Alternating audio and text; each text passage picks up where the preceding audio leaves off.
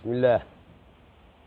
الصلاة والسلام على رسول الله صلى الله عليه وسلم. ربنا آتنا في الدنيا حسنة وفي الآخرة حسنة وقنا عذاب النار.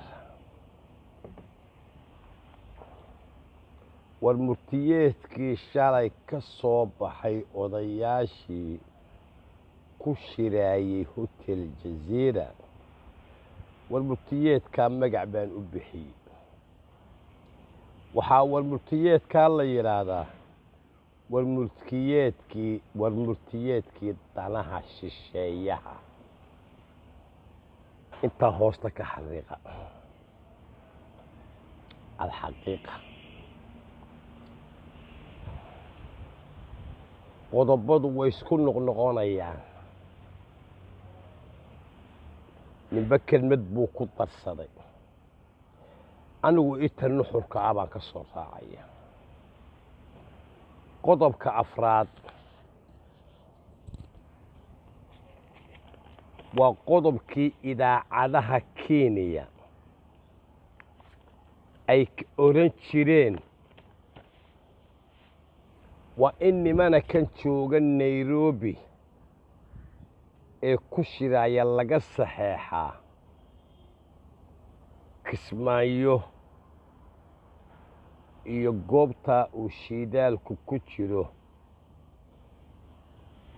inay leedahay dawladda Kenya lagana saaro ciidamada. haddaan been sheegayo waan soo dhigayaa kiliibkaana.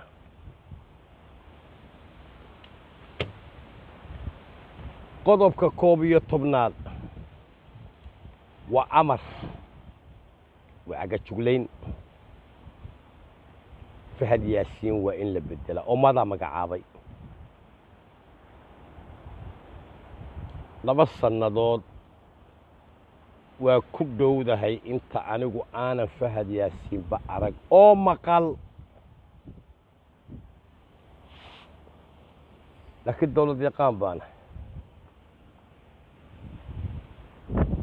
iyadana murashaxiinta soo socota weli murashaxiin maaha in ka mid ah ku darsaday. waa cagajuglayn.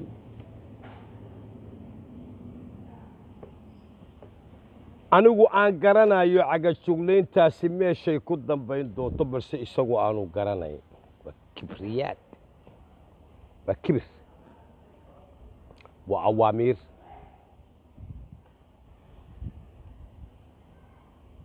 qodobkaana halkaas ayaan ku dhaafaya. waxaa dhab ah oo xaqiiqo noqotay in ciidan dhab ah oo nabad sugidii uu dhismay.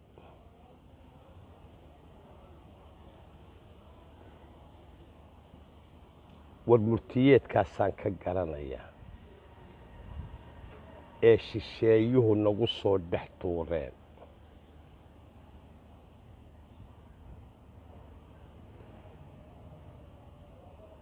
minibaa ciidankiisa wax ka sheega former president, former prime minister, former minister, former bay wada ahaayeen.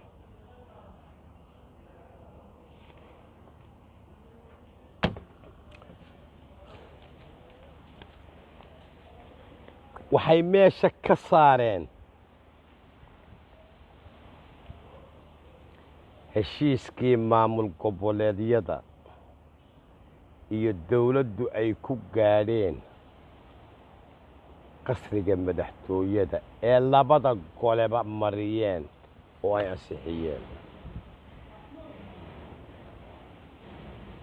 waa annaga nala hadla bal hadda Soomaaliya eega oo idinkuma stakeholder baa tihiin maya, oo idinkuma madaxtooyadii baa tihiin maya. maxaa tihiin? ku qabso ku qadimayno. qodobkaana intaasaan ku dhaafaya. qodob baan uu halkan iigu qoran yahay.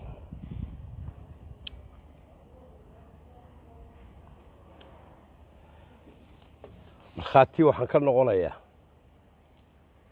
inay doorasho qof iyo codad diideen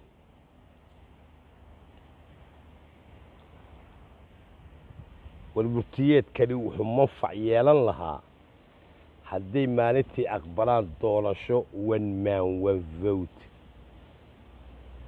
balse waxay u heeliyeen maamul goboleedyada mindidii bay isku dhifteen goor dambay iskarteen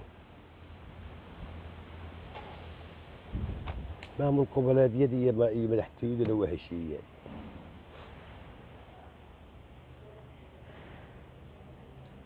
qodobkaana intaasaan ku dhaafaya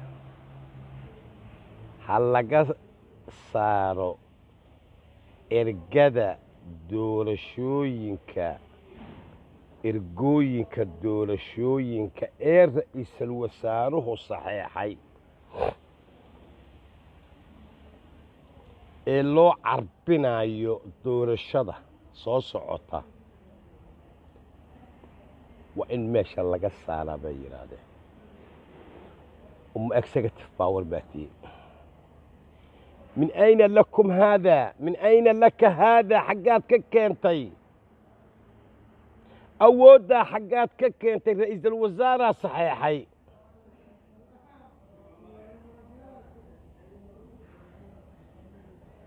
واحد شباب يا بري لمرمن يا صادق باللمرمن nin walooba warmurtiyeedkaa daabaco hayso meeshay ku dambaysaynu ogaan doonaa anigu kan ku jirana maahi guddiga doorashooyinka kuwa laga saarayana miihi maamul goboleedyaa soo magacaabay maamul goboleedyadu waa executive power bay ku jiraan prime ministerkay u soo gudbiyeen prime ministerkuna waa xereeyey xabaal iyo ninkeedii loo kala teg waa idinka iyo prime ministerka laakiin waa gardarro waa qodob gardarro ah waa qodob shisheeye waa qodob cadow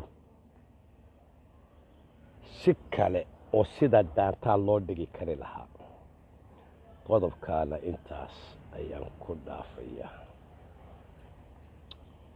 kilibadaydii hore dadku hadday taariikh leeyihiin dadku hadday qoraallada akhriyaan dadku hadday dhega leeyihiinoo wax maqlaan waxaan idhi bac baa iga taalla iyo go' ma dhoweyn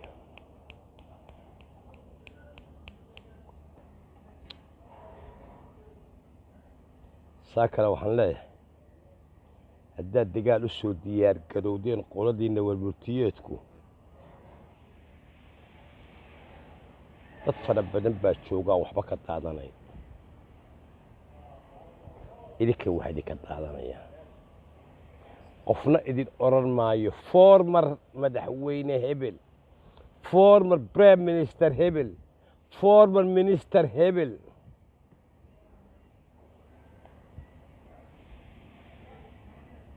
qodobkaana intaas ayaan ku dhaafaya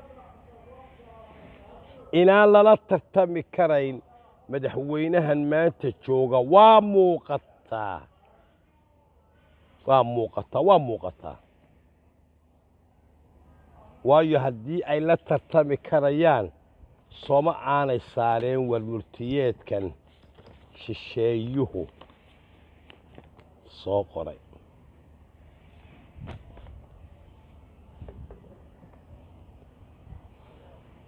qodobkaana intaas ayaan ku dhaafaya hadal gun buu leeyahay hadal murti buu leeyahay hadal xikmad buu leeyahay